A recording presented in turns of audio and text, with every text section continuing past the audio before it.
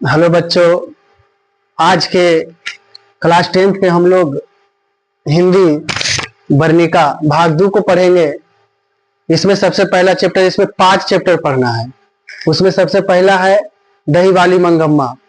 दही वाली मंगम्मा में सबसे पहले हम लोग देखेंगे इसका लेखक परिचय।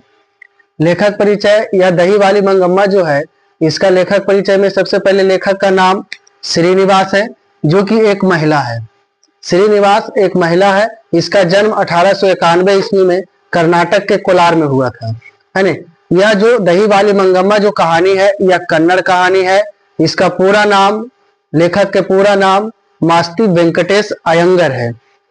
इसका कहानी का संग्रह सन कथेगुलु, है ना, हिंदी में अनुवाद। यह कहानी जो है कन्नड़ भाषा में लिखा हुआ था और हम लोग पढ़ रहे हैं हिंदी में।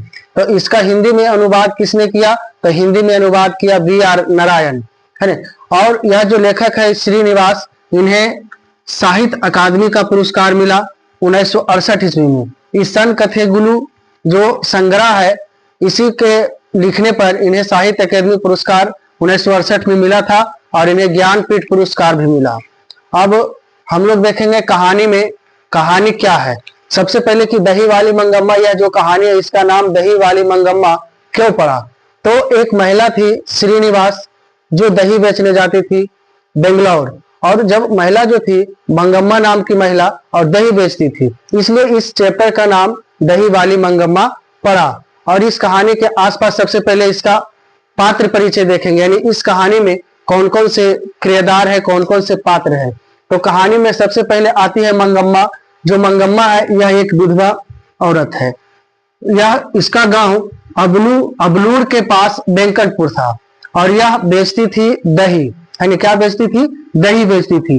और दही बेचने जाती थी कहाँ? बेंगलोर, है ना। और यह इसको एक आदत था खान पान में, खाती थी क्या? तो पान सुपारी। ऐसा नहीं कि भात रोटी नहीं खाती थी, वो भी खाती थी, लेकिन इसका आदत था, हैबिट था पान सुपारी खाने का, है ना। और उसके बाद एक और किरदार है मंगम्मा की बहू। मंगम्मा की बहू जिसका नाम है नजम्मा, है ना।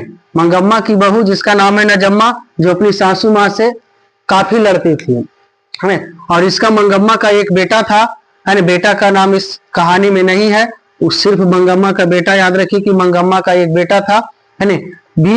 बीच में यह जो था पत्नी और माँ की झगड़ा के बीच में यह फंसा हुआ इंसान था, है ना। और इसका मंगम्मा का एक पोता था, और कह दो इसका भी नाम नहीं था, कह सकते यह नजम्मा का बेटा था, है ना।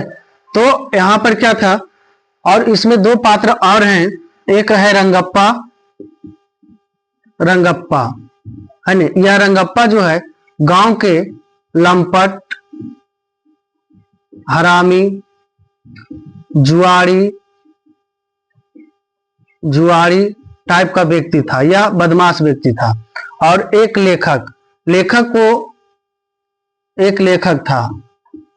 लेखक को मंगम्मा जो थी प्यार से माँ जी कहती थी, है ना। अब इस कहानी में क्या हुआ कि मंगम्मा दही बेचने जाती थी डेली, अपना घर से, या भैंस रखती थी, भैंस से दूध से दही बनता था। उसके बाद यह वेंकटपुर से दही बेचने जाती थी बेंगलोर। अब वहां पर हर एक दिन उसी रास्ते में अबलूर के पास लेखक का घर था, और वही उस घर में उसका घर हमेशा दही बेचने जाती थी। तो उसका घर में यह जो थी बैठती थी और अपनी घर की बीती हुई सारी कहानी को बताती थी कि हमारे बहू ऐसी है, हमारी बहू लड़ती है, हमारा घर में ये हुआ, हर एक बात को बताती थी।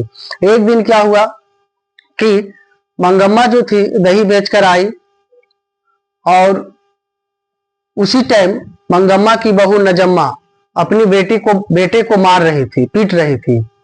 जब मंगम्मा यह इस चीज को देखी तो उसने मंगम्मा नजम्मा को बोली कि अरे राक्षसी, तुम क्यों मारती हो इसे? इसको क्या बोल दी? राक्षसी।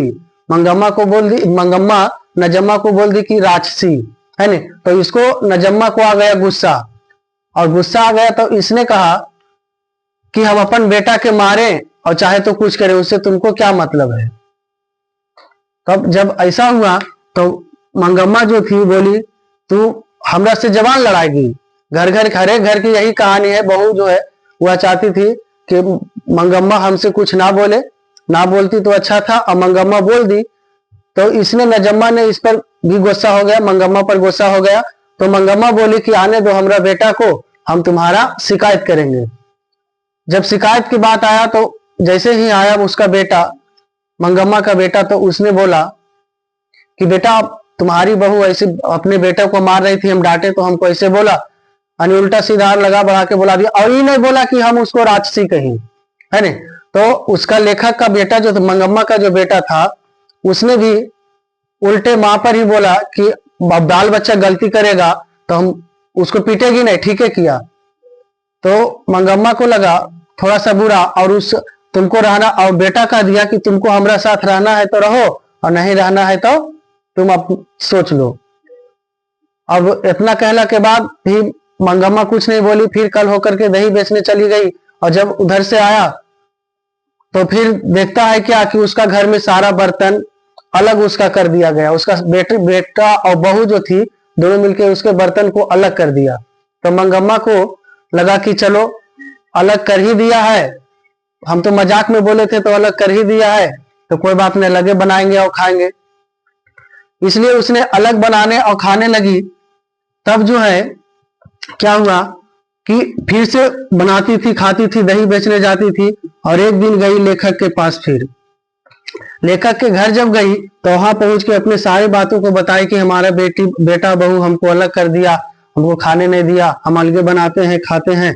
और अब जो है वह दही बेचती थी तो सारा पैसा जो था, पहले तो बेटा पोता के लिए खर्चा करता था, मिठाई लेकर आती थी पोता के लिए, लेकिन अब तो पूरा पैसा उसका बच रहा है। तो अब माँ जी से कहती है, यानी लेखक से कहती है, एक दिन की बात है कि लेखक के घर गई तो वह देखती है कि उस मखमल की साड़ी पहने हुए, मखमल के साड़ी पहन रखी थी।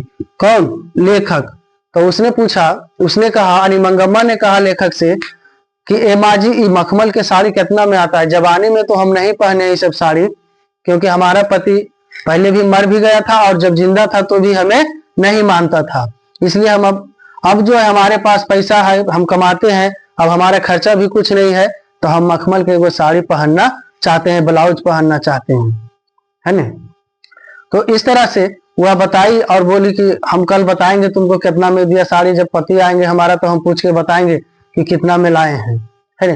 तो इस तरह से फिर वह अपना घर आई, और घर आते आते फिर आई, फिर कल दही बेचने जा रही थी। तो उसी समय इसमें एक कुआं है, अमराई का कुआं। अमराई का कुआं रास्ता में मिलता है। दही बेचने जब जाती थी बंगलौर तो अमराई के कुआं मिलता था रास्ता में, और वहां पर एक व्यक्ति था रंगप्पा। ई व्यक्ति रंगप्पा नाम का व्यक्ति वहीं बैठल रहता था, और ई मंगम्मा से कहता था कि ए मंगम्मा, पैसा तुम क्या करते है, पैसा हमको दे दो, हमको काम है। लेकिन मंगम्मा जो थी पैसा देने से इनकार कर देती है, नहीं देती है। तो अच्छा, फिर रंगप्पा कहता है अच्छा, उस दिन छोड़ दिया। और फिर दूसरा दिन गया तो फिर वही बात हुआ, मंगम्मा से पैसा मांगने लगा रंगप्पा। और रंगप्पा जब पैसा मांगने लगा तो मंगम्मा इनकार कर दी। तो जबरदस्ती उसका हाथ पकड़ करके, मंगम्मा का हाथ पकड़ लिया और हाथ पकड़ करके बोला कि तू हमको पैसा नहीं देगी, नहीं देगी तो ठीक नहीं होगा, कल देख लेना क्या होगा। तो उस समय मंगम्मा डर से गच लेती है कि हाँ, हम तुमको कल पैसा दे देंगे, आज छोड़ दो। और जब फिर वह गई कहाँ, दही बेचने बेंगलोर जा रही थी, तो फिर लेखक के घर गई और लेखक के घर जाकर यह सारी घटना को बताई और बोली कि ए माँ जी, हमारे पास जो कुछ पैसा है, हमारा बेटा बहू नहीं रखता है पैसा, हमको अलग कर ही दिया है, तो यह पैसा अपने बैंक में जमा कर लीजिए। तो लेखक बोलता है कि ठीक है, हम अपने पति से आने दें उनको, तो हम पूछ करके कल तुमको बताएंगे। अब यहाँ तक कहानी हुआ ठीक, लेकिन इस बात का जो रंगप्पा मंगम्मा से पैसा हड़पना चाह रही थी, इस बात का पता उसके बहू को चल जाता है। और जब उसके बहू को पता चल जाता है तो वह जो है अपनी बुद्धिमता की परिचय, यानी अपने बुद्धि लगाती है कि किस तरह से जो है हम अकेले, हम जो है सासू माँ को अपनी मना सकते हैं, है ना। क्योंकि गलती हमारा भी है और पैसा झूठों के दूसरे को ले लेगा, इससे अच्छा है कि हम उसके पैसा पर भी हमारा हो जाएगा और सासू माँ भी मान जाएंगे। तो इसलिए इसने क्या किया, वो सासू को मनाने के लिए सबसे पहले अपने बेटा को भेजा उसके पास, है ना। अपने बेटा को भेजा मंगम्मा के पास, और मंगम्मा के पोता जब गया उसके पास दादी दादी करते करते मिठाई लावेले, धीरे धीरे बच्चा सब बोलने लगता है, जैसे घर में होता है कि बचवा से बोलते बोलते फिर बड़को बोलने लगता है, ठीक उसी प्रकार से मंगम्मा जो है, मंगम्मा से उसका पोता बोलने लगा। उसके बाद धीरे धीरे उसका बेटा और बहू भी सोची कि चलो अब हम लोग ही गलती मान लेते हैं कि चलो माँ जी हमसे गलती हो गया, क्षमा कीजिए, है ना। तो इस तरह से मंगम्मा की बहू जो है और बेटा जाकर के एक दिन माँ से माफी मांग लेता है, और दोनों माफी मांगने के बाद मंगम्मा उस दोनों को माफ कर देती है और सब मिलकर साथ में रहने लगता है। यह कहानी जो है यहीं पर समाप्त होता है। अब आप लोग से कहना है कि हमारे इस चैनल को आप लोग सब्सक्राइब कीजिए, शेयर कीजिए, क्योंकि इस चैनल पर क्लास 10th का सारी विषय का क्लास होगा। यह चैनल का नाम है Mukesh A to Z classes. इस चैनल को जितना से जितना ज्यादा हो सके शेयर करें, सब्सक्राइब करें और वीडियो को लास्ट तक देखें। जय हिंद।